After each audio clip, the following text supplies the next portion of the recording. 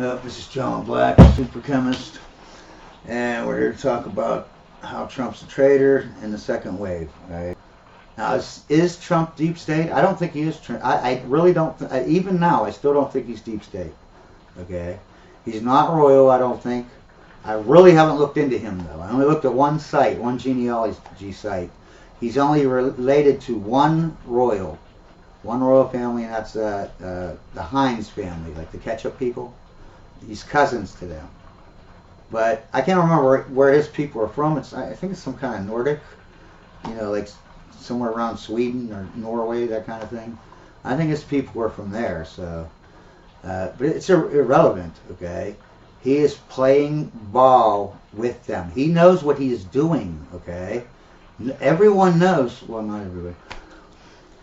He should know because he's a billionaire. He's been in business all his life. He should know how the monetary system works.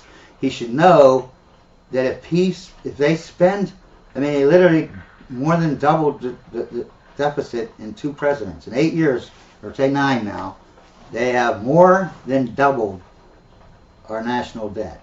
It took 240 years, like 45 presidents to get up to. 2 presidents doubled it in 8 years.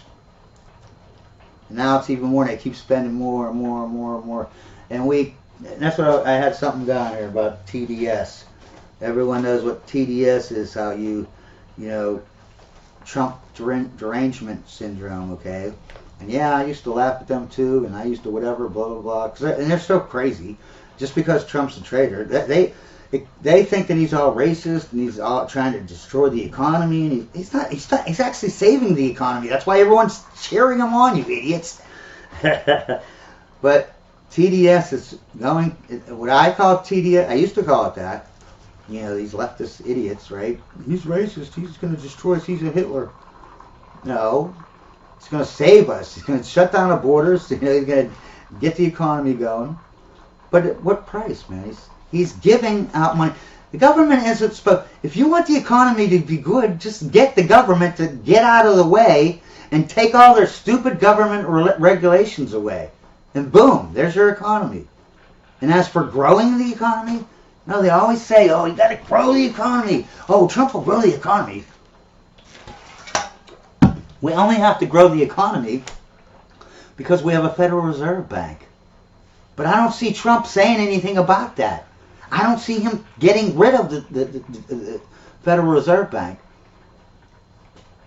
You know what I mean? It's you can't pay it all back. You wouldn't have any money in your society, right? Even if you paid all the money back to the Federal Reserve Bank, you still owe the interest. So you can only pay part of it and still have money in your society. So the interest just keeps building up when you have fiat money, and up and up and up and up and up, up, up, up, up, up. But as it goes up, that means you have to borrow more money to pay off what you owe, and now the interest gets higher. So now now you owe even more, and it just keeps getting higher and higher and higher and higher. What do you think? Like I said, all of our federal taxes, all of it, just goes to pay the interest right now. If you want roads done or police, you want schools, that money has to be printed up. How long can that last? And if you watch my fiat videos and you see how the Federal Reserve banking system works that we have, it's not just the Federal Reserve that is allowed to print up money now. No. Regular banks can print up money too, electronic money, if they are given any money from the Federal Reserve Bank, which when they print up money, government puts it in a bank right off the bat, you know what I mean? So that bank can print up 90% of what they just put in there just in electronic money. And if they give any loans out to banks, those banks can also print up 90% of what they were given, and so on and so forth. Till it runs into a social program, it just continues on. So there are social programs and this and that to have endpoints, you know what I mean? You'll never get the max. But if it was loaned out only to banks, and banks loaned it to banks, and banks loaned to banks, and it was never loaned to a person or gave out for a social program, and it just continued up, you would get whatever they say they're printing up, they would be printing up 10 times as much. So if you print up $1 trillion in Federal Reserve money. The other banks have permission to print up electronically 9 billion. So that makes 10 billion really. I mean 10 trillion. You know what I'm saying?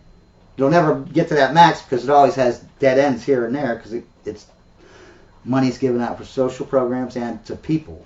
And that's the end of the, you can't print up any more electronic money. But Trump is, I don't think he's really second wave, but he is going along with the main plan. He's going along with the main plan. He's going to bankrupt us. Okay? Right now, I bet you $1 million, he's going to flood the market with all these little prizes and gifts that he's given out, even though the government isn't a charity fund, it's a government, so it should never give out just free money. Because where did you get that money from? You're stealing it from poor people, that's where. From taxes. Both sides have fictitious monsters. Just like the terrorist. Yeah, that was a big fictitious monster, wasn't it? And what happened, man? What happened with that, 10 or 5 years of just living in hell, right?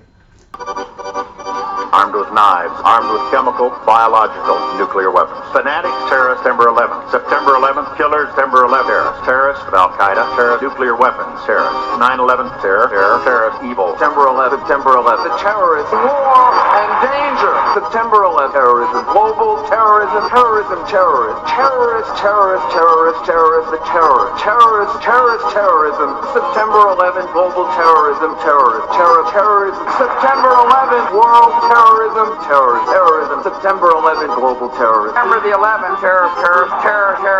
Weapons of mass destruction. September the 11th, terrorists. The evil terrorists, no. Terrorism. The words are hypnotically repeated. Terrorism, terrorist, terrorist threat, and of course, believed to be linked to Al-Qaeda. But it's the so-called war on terrorism that's in our faces practically 24/7 as the inescapable focus of our existence. One day, our grandchildren will look back on this time and ask, how was the war on terror won? The entire U.S. ruling class, ruling elite, comes to see terrorism as the preferred means, indeed the only means, to provide social cohesion, to provide an enemy image for the society to keep it together. According to neocon theory from Carl Schmitt, you have to have an enemy image in order to have a society. It's a very dangerous thing because now it means that the entire social order, the political parties, intellectual life, politics in general, all based on a monstrous myth. Can't even get on a plane without standing there for 8 hours and getting anal searched, and then later on you find out illegal aliens don't even need IDs and they're getting on the plane next to you. They have no weight, no search, no nothing. They can have 10 gallons of freaking hand wash. It don't matter. You have a little hand wash like that, you're gonna be strip searched.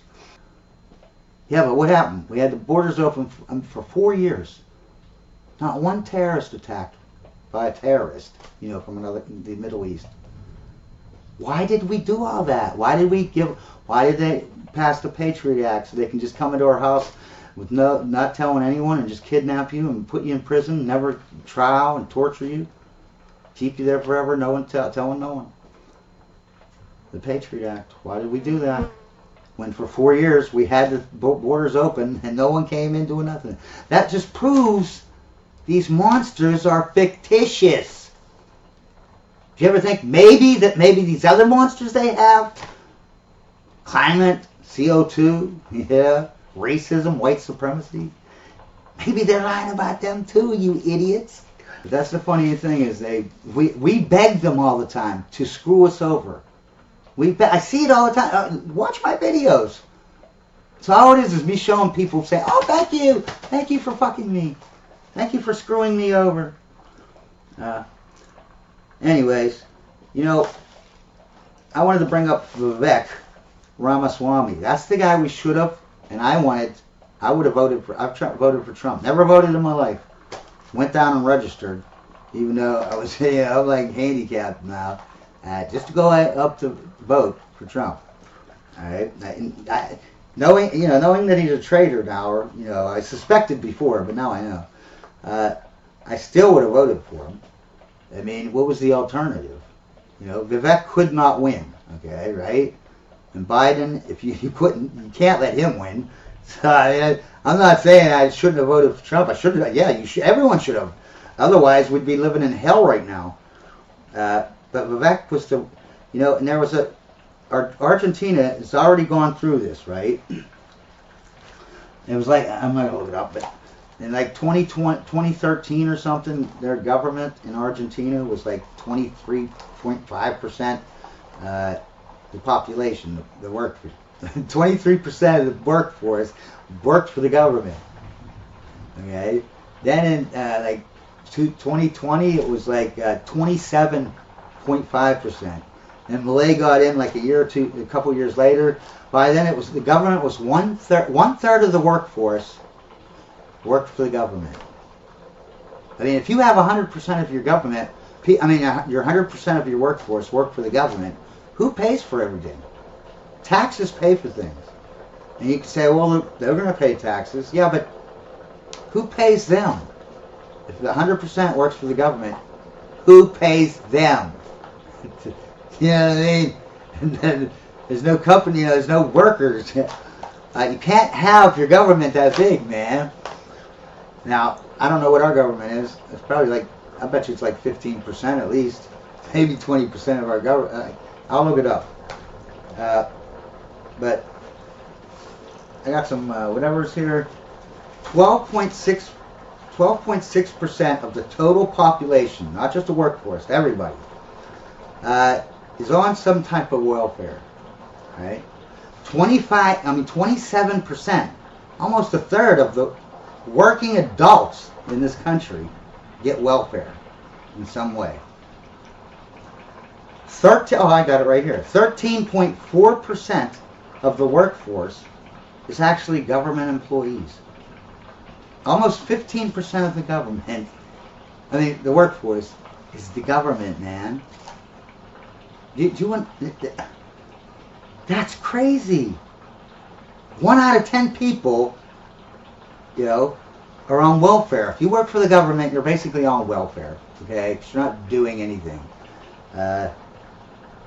This is crazy, man. And then you think about it. How many people? I didn't look it up. How many people have kids? Because everyone in this country that works, right, gets a WD-40 or whatever, pay taxes, they get $2,000 per kid. I know people that get like 12 grand a year from the government because they work and they pay taxes, so they get 12, because they got 6 kids, they get $12,000 in welfare from the government because they work. So everyone, and they don't count this in these statistics, in these numbers, these percentages, statistics that I just presented. This $2,000 per kid, that's not included in those numbers. So now you add that on there.